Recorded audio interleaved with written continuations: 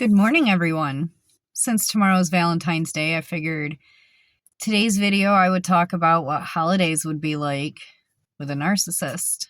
Um, and I will give a particular example out of my relationship. It was Valentine's Day, and I had not gone out of the house in quite some time. For those who don't know, I was in a pretty abusive relationship. I was confined to certain rooms in the house or the shed or the garage.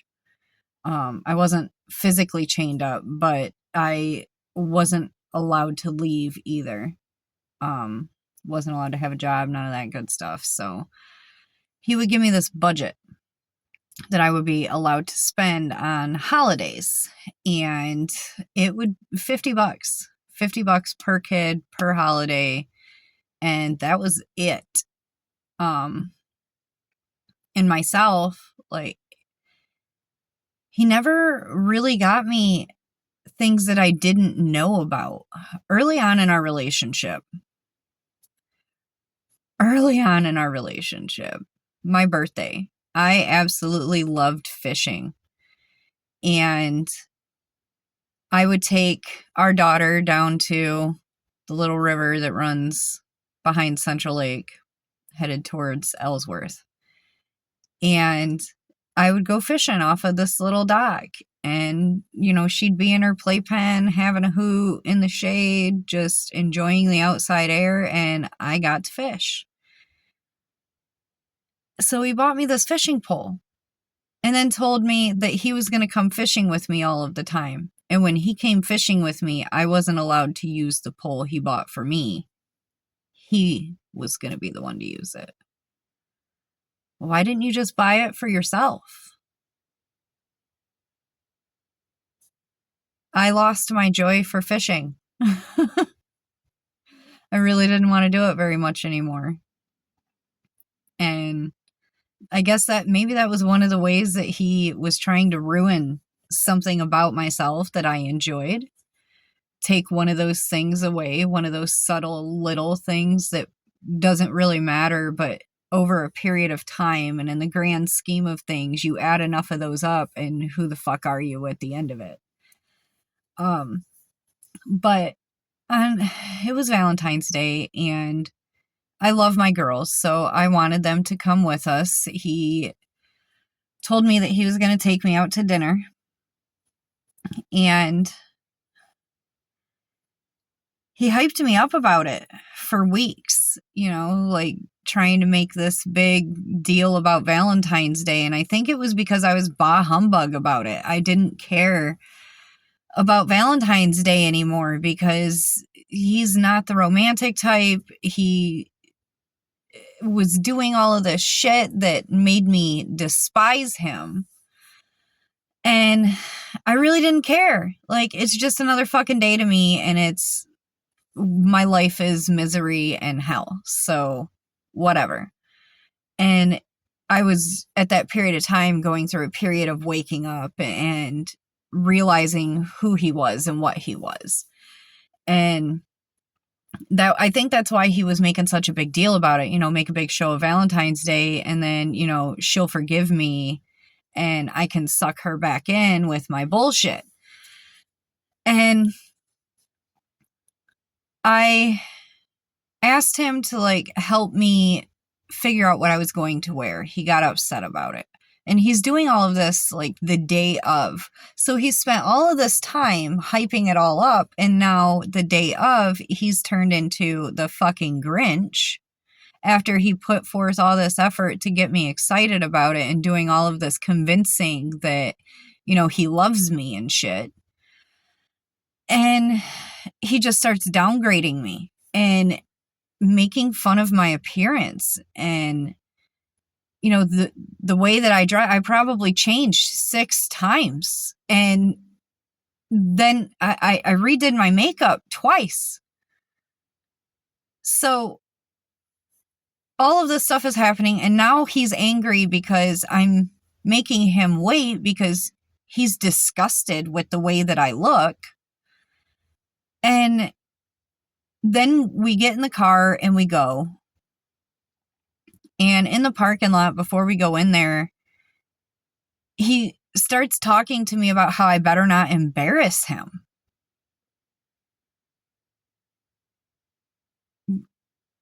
What? Why would I do that? Would And I remember being incredibly confused. And we get in, and I don't even remember what restaurant we went to, but it was a middle cost kind of restaurant. Better than Applebee's, better than Olive Garden, but not like you need to wait 3 months or 6 months for a fucking reservation kind of thing, you know? But we get seated at this table, and there's a group of ladies at a table where I'm kind of facing them, and he's kind of facing them, but we're across the table from each other, and then my two girls are like right in my line of view if I see them. And Nick starts making comments to me, and I started welling up. You know, I felt awful. And these ladies were hearing him talk to me. And I kind of smiled at him through the tears. And they were laughing and catty. And I ended up getting up and walking outside, and I went and sat in the car. They were almost done with their meal by the time that occurred anyways, so I figured I'd go out to the car, I would collect myself, and hopefully by the time I went back in, they wouldn't be there.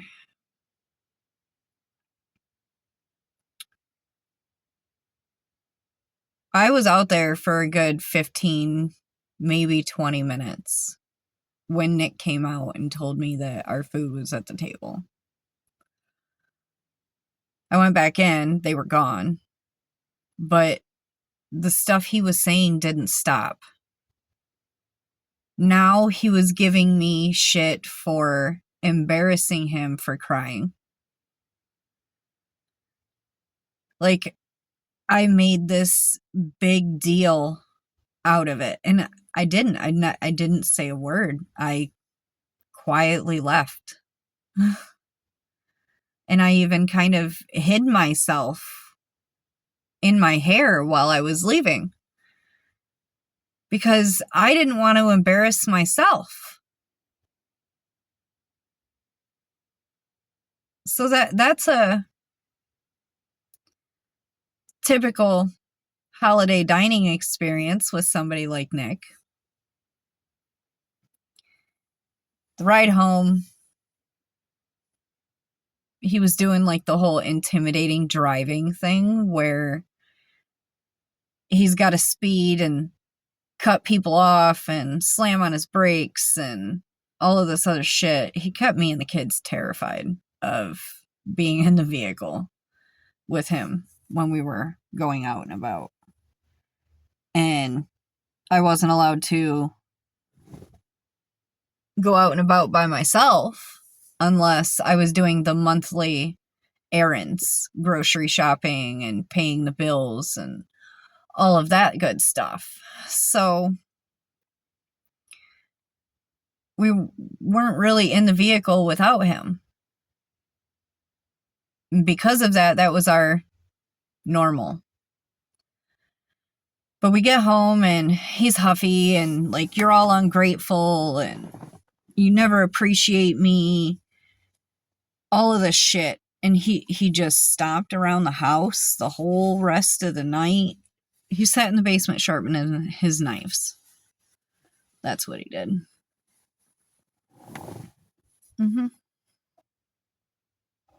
That's what he did. And I didn't want to be around him, didn't want to say anything to him, but, you know, uncomfortable silence all fucking the rest of the day. And then the next day, he's still shitty, so there's still uncomfortable silence. He wants to be in the same room with you. to remind you he's there. And you better not fucking say anything to him about why your feelings are hurt. Because he doesn't give a shit about your feelings. He's more concerned with himself and how he can continuously continue to hurt you.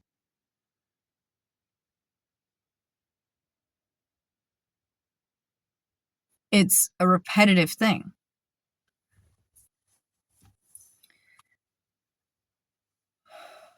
Around my birthday,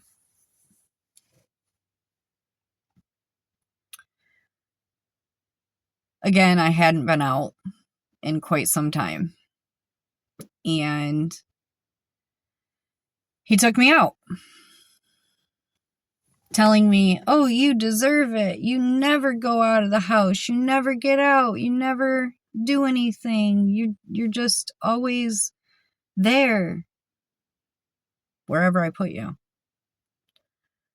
And we start going, and on the ride there, like, he's satisfied with my appearance. I dressed up, like, I wear floor length ball gowns and shit, you know?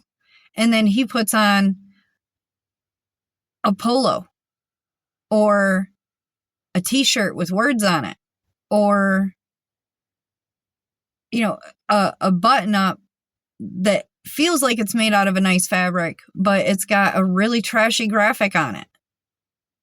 And it upset him that people were looking at me and admiring the way that I looked. And then he would notice, because he would be walking behind me to watch people, because he likes to gloat in the fact that he can see envy on people's faces. So he would notice then that after admiring me, they would expect to see some well-to-do looking man behind me. And then they see that. And their look of confusion hurt his ego. And it hurt his ego enough that he had to cause a scene in the middle of us eating about how he was upset that I looked better than he did. And it was probably because you're wearing them heels, and them heels make you taller than me, and I just look like a short little punk.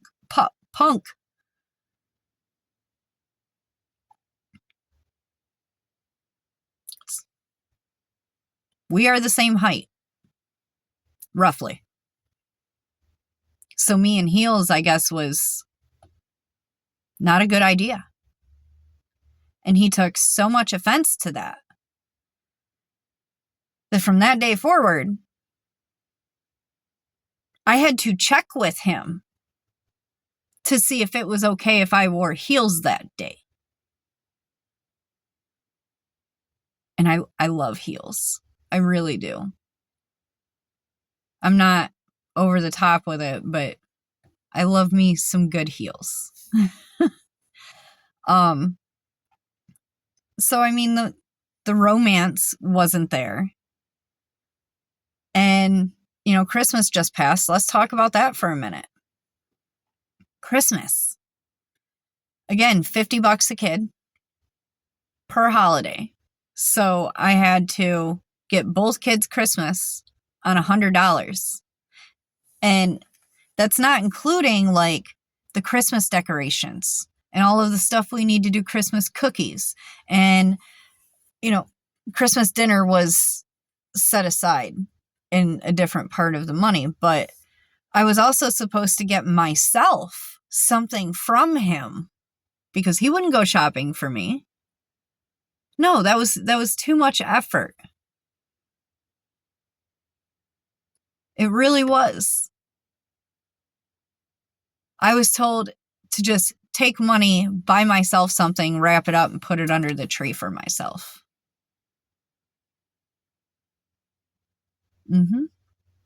Now, on years where he was overseas, that wasn't a big deal. I understand that. But when you're home, should you not, like, at least put the effort in? I mean, if it was me and I was the one overseas, I'd come back and double down to be like making up for the fact that I couldn't do it the year before. I don't know. Maybe I'm just fucking weird. Maybe. I am weird. Admittedly, I'm fucking weird, but I guess I'm okay with the kind of weird that I am. I'm not okay with, like, dumb shit. And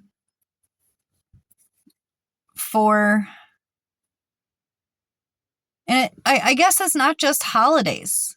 It's anything to do with anybody getting any kind of attention that is not on him. And I'm going to give a couple examples here. The first one is my daughter, okay? She had this big father-daughter dance, and she wanted to take her dad. And her dad at first told her that he didn't want to pay for it.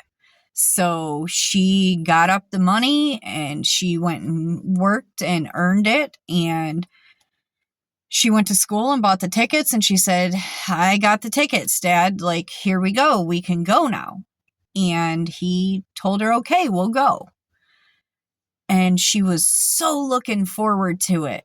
And she, we made a big deal about it. We got her a dress and was going to do her hair nice and all of this stuff. And then right before she was supposed to leave with him to go to this dance, literally 15 minutes before they are supposed to walk out the door,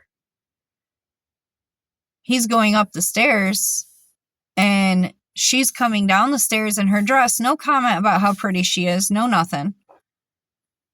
Except, I'm not going. I'm just not that kind of dad. And Carlina looked at him and, without skipping a beat, says, it's okay, Dad. I'll take my sister. So her sister got dressed up and they went together, and other dads at the school danced with my girls because they went alone and she didn't want to not go.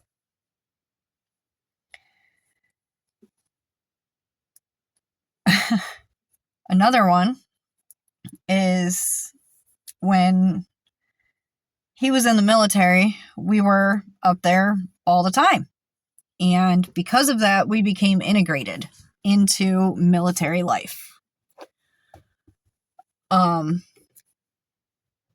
We were up there every day, cooking for these guys, bringing them in snacks all the time, and just volunteering for shit and helping them with what the fuck ever they needed help with. We weren't really allowed out in the motor pool area, but there were certain areas we absolutely could not be, like the range and, all of that. But like all of their ruck marches, guess who was with them? This bitch and her kids. All of their canyon runs, guess who was fucking with them? This bitch and her kids. Like, all of their events and their formations and fucking everything, guess who was there with them? This bitch and her kids. And there would be several days that, like, I'd just be like, it's the same old fucking military jargon, the same old conversation, the same old, oh, well, we did this yesterday, now we got to undo it. Or, hey, I know we've been fucking hanging on to this job for like a month now, but now, it's supposed to be done like tomorrow. So everybody's going to stay tonight until it's finished. Or we're going to do layouts tonight and every night for the next 2 weeks. So everybody's got to stay 3 hours late. Yeah. All that good shit. But because we were up there all the time and so heavily fucking integrated, his CSM was presenting me with an award. And he wasn't supposed to tell me that I was getting it. He knew, but he wasn't supposed to say anything to me. It was supposed to be a surprise from his leadership to me to show appreciation for all of the shit that I have done. And he came home and told me like 3 days beforehand. Okay, like, way to ruin the surprise, but I'll still act surprised. That's cool. And he hyped me up about it for those 3 fucking days. Honey, like, this doesn't happen. You don't hear about spouses being awarded with stuff. Like, this is uncharted territory. You don't see anybody else's spouse getting awards or doing all of this stuff and making the impression that you're making. But see, I was supposed to do that because I had to maintain his image. And I made him fucking look good. And all of this hype up, all of this everything, and then I get the award, or he has to walk me up to go receive it. Everybody's in formation at the end of the day and everything. And I had already done like the whole pin Nick with his new rank and all of that kind of shit. And my name gets called up and he walks me up there. And as we're walking up there, he made a really fucking rude ass comment. And I don't remember what it was. I just remember that it struck me to the point that I don't even remember walking in front of his like whole fucking battalion to get up there. And I get there and I don't even remember what he says to me. He hands me this certificate and turns me around, and like all of the fucking guys salute and do all their fucking thing, and I go walk off. And when we get home that day, like, he made me so ashamed of getting that, because how dare I get an award and he doesn't? How dare I get recognized and he doesn't? I hid that award for so long because it made me feel bad.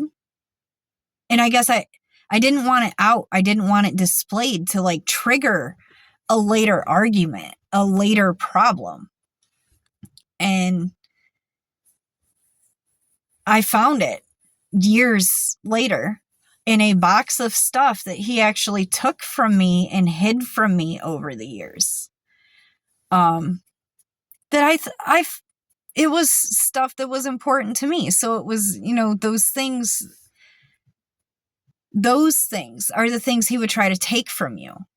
Your joy during a big to-do moment, your happiness during a holiday. If he felt like I was getting too close with the kids on Christmas, I always told them, when you wake up in the morning, you can have your stocking. And they would have little gifts wrapped in their stockings and candies and stuff, but you have to wait for your other gifts until we get up. So on Christmas morning, they would go get their stockings, and their favorite thing was to come and run up into the bed and open their gifts in the bed. And, they're kids, they're fucking excited. Hey, Mom, hey, Dad, look what I got. Santa came. And he would get so angry that they would be in there in the bed, waking him up. And to me, that I loved it. So I really didn't care if he got angry about it. Those were moments I held on to, because he would rob you of the entire rest of the day. I'd get up out of bed and we'd go make cinnamon rolls, because cinnamon rolls is a tradition in my house for Thanksgiving, Christmas, Easter mornings, cinnamon rolls. And after breakfast, after everybody ate, we would sit down and we would do our gifts. And Nick wanted it to be like a one at a time thing. Okay, fine. Different families do different things, different strokes for different folks, no big deal. So I one at a time, from the tree to the kid, open the gift, take the picture, observe the kid. Okay, moving on to the next gift. Hopefully it's for a different person this time. And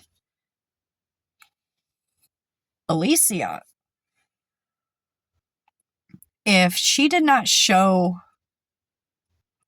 enough appreciation or excitement about what she got,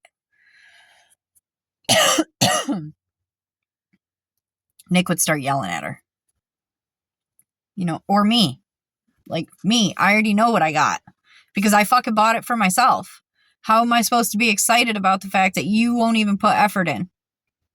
But I'll put a smile on my face and I'll say, oh, thank you, honey. This is so nice. This is exactly what I wanted. Thank you.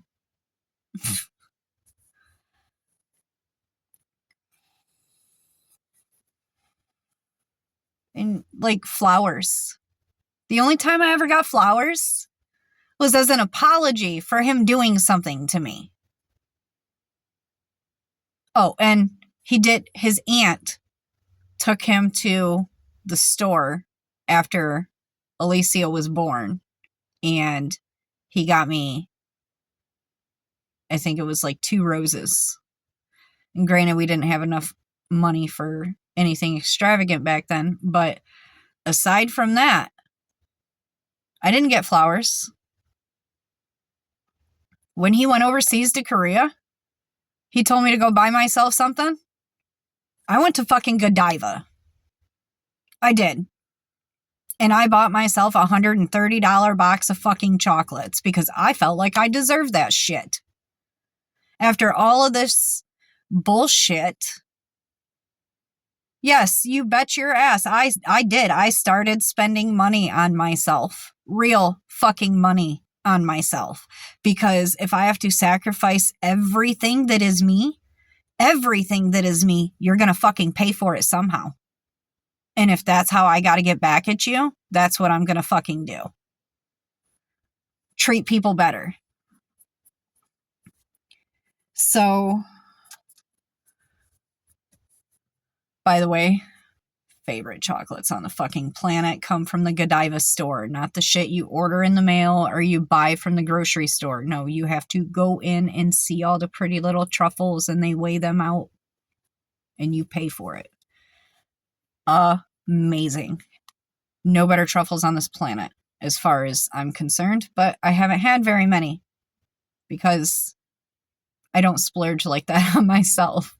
I did it to be a bitch, I guess, and I don't have moments like that very often where I put my fucking foot down and I'm like, no, damn it. But when I did, I made it worth it. He wanted me to start getting my nails done to uphold this appearance. And I was like, okay, that's what you want? Because he liked his head scratched and rubbed and his back scratched and all that kind of shit. So, having the nails. And he was like, oh, my hands look like this, so yours can look like this, and he's all calloused and, all of the stuff because he was a mechanic for so long. But then military life made his hands soft. I'm not going to lie. It really didn't. He had to rebuild his calluses afterwards. But he wanted me to get my fucking nails done. So I started getting my toes done too. And I would get a pedicure and I would have him hand paint designs on my nails. You want this shit? Okay. You can have it, but it's going to be done the way I want it to be done. And you're going to pay for it. All of this other shit you did to me, I fucking deserve it. You want to put me through all this hell? I'm going to let myself be pampered. Yep. And that's Anniversary.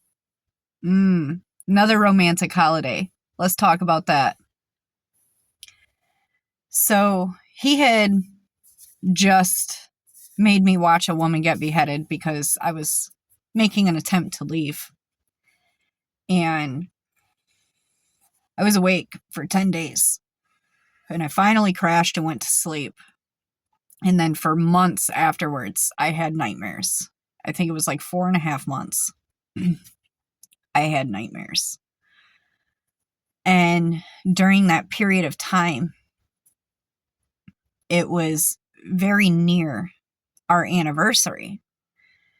And he knew that I wanted a china cabinet. I've wanted one my whole life. I've always liked the idea of having keepsakes and little figurines and stuff, but I don't like the idea of dusting them all the fucking time. I was a cleaner, and I didn't want to have to fucking worry about it. So the idea of a china cabinet to display your keepsakes and your happy memories and everything in a pinnacle room in the house so that it can start conversations and you can be excited when you tell people the stories and all of the stuff. Like, I wanted a china cabinet.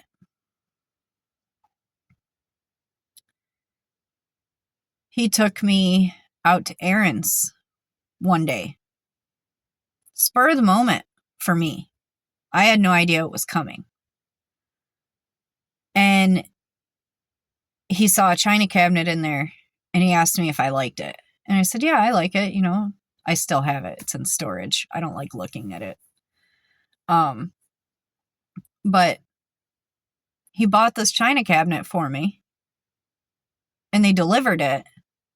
But right before they delivered it, he said some shit to me that made me feel like I was going to have to earn it from him. He got it for me. And it was an apology for making me watch this woman get beheaded and threatening my life again and telling me that, you know, he was going to put me in barrels of muriatic acid and just leave me out in the fucking desert. And now I have to also earn it. Now I have to also do things to show how grateful I am for this apology gift that you gave me. I remember he never took pictures of me, like, ever. I'm really not in any of the family pictures. So for him to be like, oh, I want to take a picture of you, I really didn't want my picture taken. I remember being so disgusted and annoyed with this gift. And my face when he took that picture, I'm sure, says it all.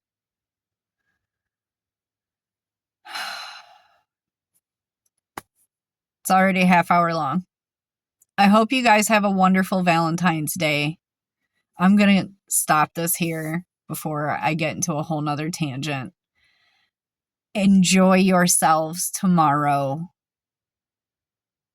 If you're dealing with somebody like this, keep yourself guarded. Don't let them get the reaction that they're looking for. Find your own happiness in the quiet silence of the night after they go to bed. And if you're not, and you do have somebody who's not like this, keep them close. Show them your real feelings. Don't hold back. Because people like my ex-husband are too many to count. Keep trying. One day we'll get there.